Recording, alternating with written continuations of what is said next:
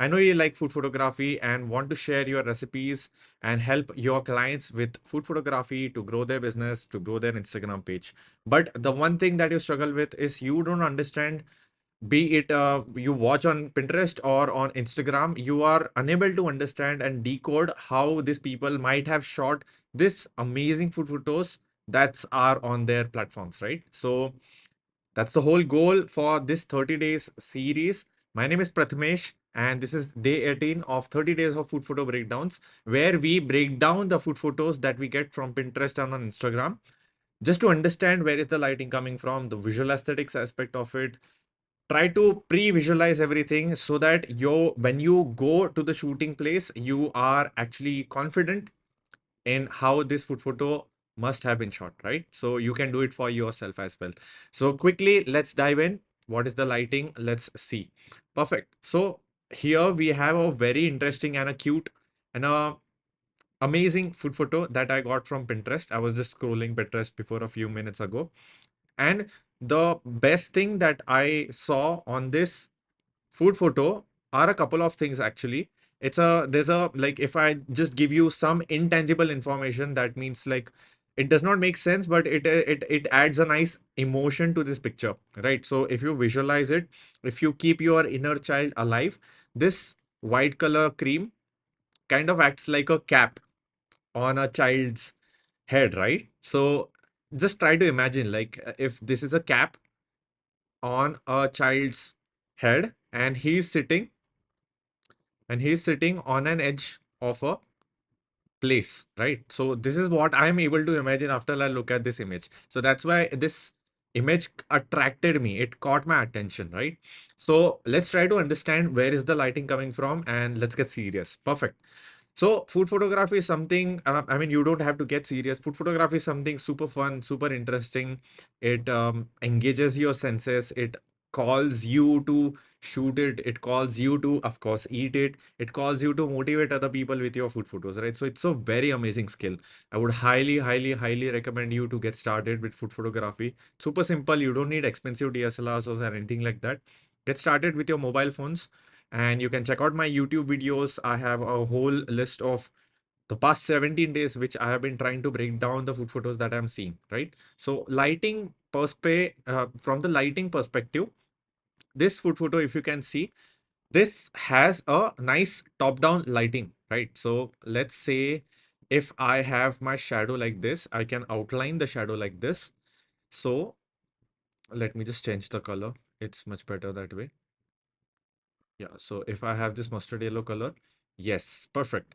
So of this desert, I am able to see the outline of this shadow, right?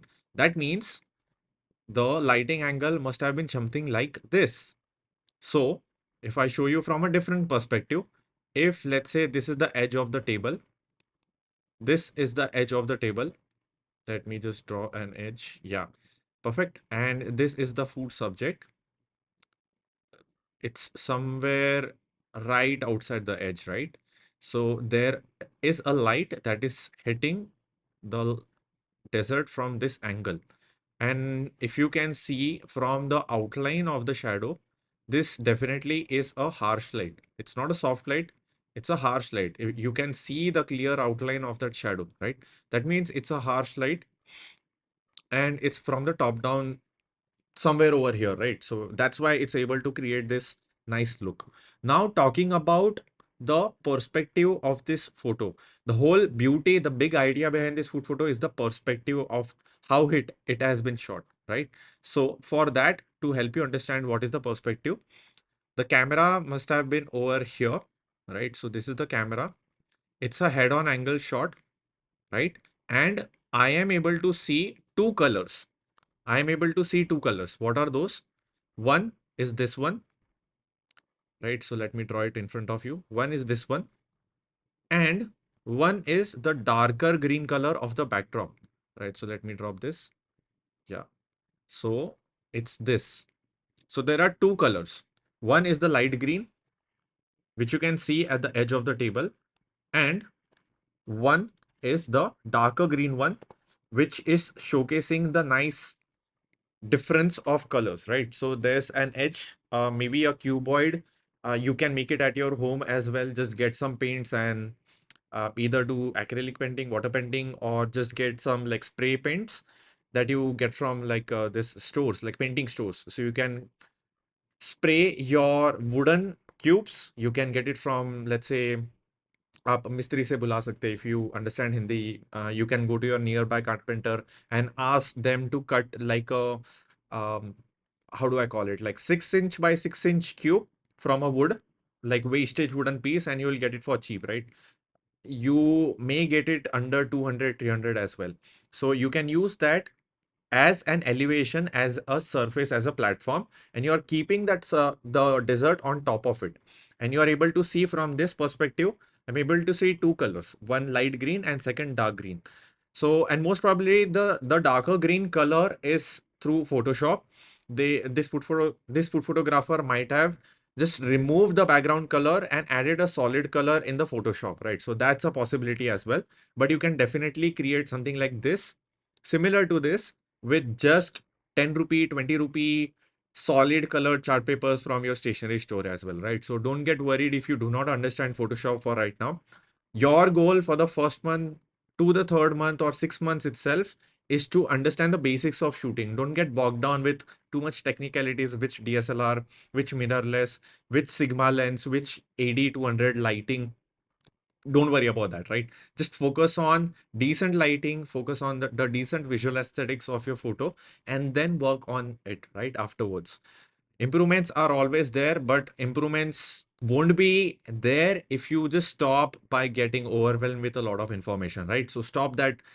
Stop listening to people who are making you feel bad of not having enough skills, enough equipment with you, right? So you are good, you are enough. That's what I've written down on my wall as well, right? Coming back to the topic of this food photo, we decoded the lighting. We also decoded the visual aesthetics, which is basically the look and feel of a food photo. So we decoded the angle of shooting. We decoded the perspective and the backdrops, maybe the Photoshop situation. Now, I also gave you an idea at the start of this, like hat, right? A cap on that boy. So the white cream acts as a nice cap onto the desert. And if you can see, this cutting of the desert is very strategic. The desert has a nice texture inside it. So if you just imagine a loaf of bread, the loaf of bread has a lot of textures in the middle as compared to the edges, right? So this food photographer or the baker or anyone who shot this want to highlight the texture of these things. So you will see broken akroat, broken like half cut cake, right? So it's a very nice shape of the cake as well. It's a very nice what do you call, fulcrum, right? Fulcrum. Yeah, so that's a nice shape I can see. And because of the cutting, the strategic cutting sense, I'm able to see the texture and there's a nice cream on top of it as well. So that's the food photo breakdown for today.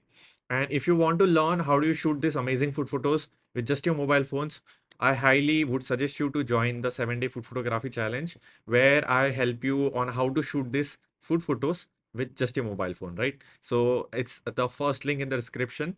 And in any case, I would really love to have you tomorrow for the day 19 of the 30 days of food photo breakdown. Even if you do not wish to get the 7-day challenge, I would still highly persuade you to watch the other videos that I have on my YouTube channel, because I want to help you to get better at food photography. And this is the first step that you are going to take, right? So go ahead and also check out my Instagram page. I'm posting a lot of stories, posts, reels related to food photography, right? So check it out. See you tomorrow. Bye.